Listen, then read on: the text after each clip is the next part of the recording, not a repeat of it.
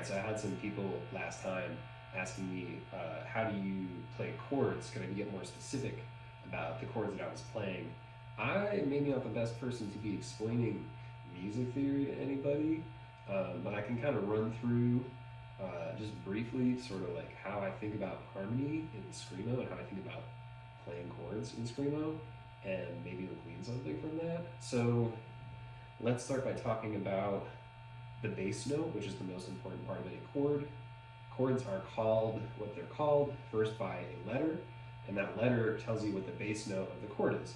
And when I'm playing in drop tuning, which I currently am, right, you have this power chord that you can really easily grab that's right here, your two lowest strings, which is in this case C and G. And this makes it really easy because you can just sort of flat out your finger and play a whole lot chord, right? Well, it's just two strings, but still it's a whole chord. And the power chord is a perfect fifth, the 1 of a scale and the 5 of a scale, which is kind of like the most consonant interval. That's why they call it a power chord. It sounds really good. It sounds really powerful. So we're going to make use of a lot of those in Screamo, and the real kind of revolution of post-hardcore on top of hardcore was to take that power chord, which was really common, and start adding extensions to it, which is something that you see in popular rock music of like the classic rock era a lot, and modern rock music too, but even more so in jazz. And it's a pretty simple concept. I'm gonna just kind of like lay it out. Like, you got your root note, and maybe you want to add the fifth to that, and then you want to add an extension to that. It's that simple, and the extension could be the 6, which would be a fret above the 5. So if I'm playing this power chord here, and I move the higher string up a fret, well, now I've got the 1 and the 6, so we're getting a little jazzier. Or I could play a 7th chord, a major 7th chord, and I could play the 1 and the 5th, and then add our 7th to it. And then I could maybe even add another extension on top of that if I really wanted to dirty it up.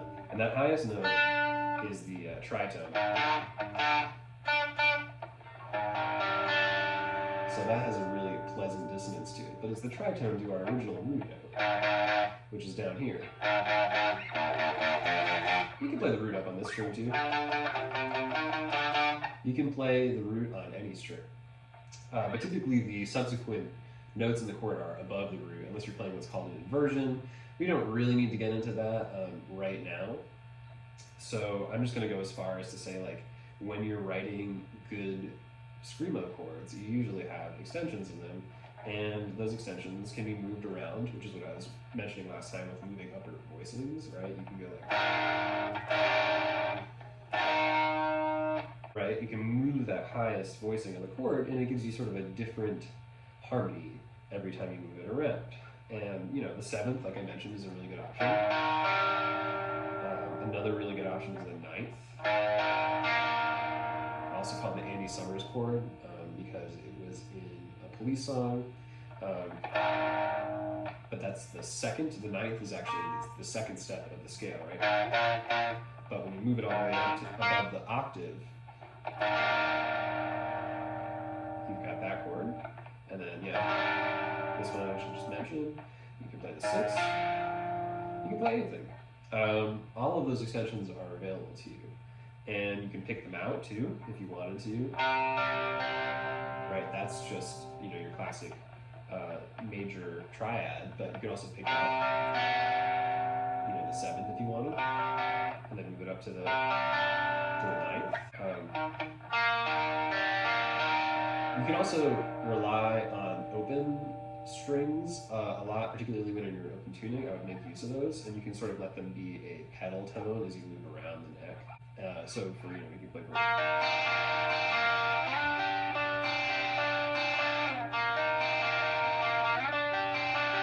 Right, I'm just playing this string here, and then a fret down on the next string up, and moving that around, and it has a pleasant harmonic shift that occurs as a result of letting that upper string ring. You don't want to let ring too many strings all the time. I think it's like a technique that you can sort of reserve where you're playing specific riffs. Otherwise, you can sort of muddy your tone a little bit, but it's definitely something you can have in the pocket. What else should I talk about in terms of chords? Yeah, we talked about the octave last time. The octave's not really a chord, but it's something that's like really important to Screamo.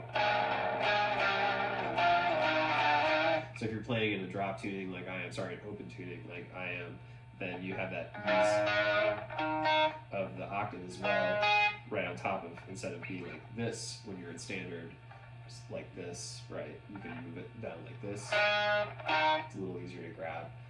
Standard tuning is fine for grabbing octaves too. It's not a particularly hard thing to play. Yeah, I mean, I think I should also mention that you've got, you know, major and minor feel the chords. Maybe that's kind of a basic concept to you, but keep that in mind whenever you're playing the chord. If you're in the key of C, and you're playing the third step in your key of C, which is like this one, right? Like, that's going to be a major chord. So if I want to play a seventh chord, it needs to be major if it's going to fit into my C minor scale.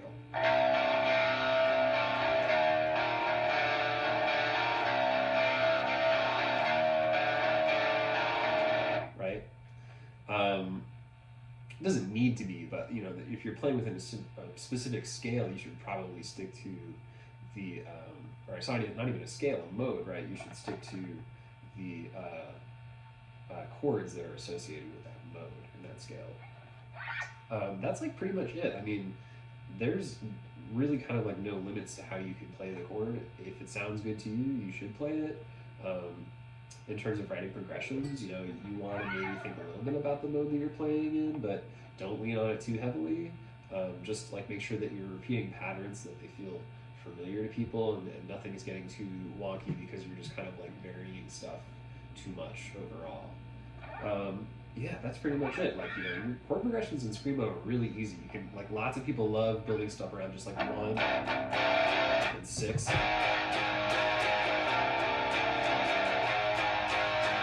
I've like written many songs myself that just use those 2 chords, or you know, the 4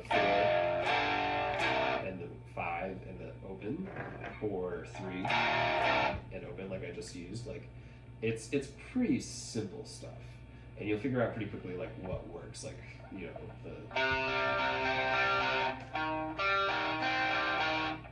the stuff that sounds good together is not too difficult to suss out. So I would just recommend like start plucking away, and maybe try and listen to a Screamo song and learn how to play it. If you like the way that the chords in that song really sound, that's like an excellent way to figure out how you want your chords and your song to sound.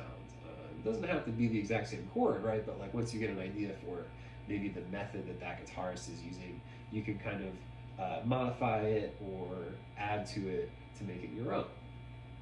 Yeah, that's pretty much it. I think that should probably get you covered a little bit more further if you were curious about kind of what I was doing last time when I was moving voicings around and whatnot. Yeah, just start experimenting. Good luck.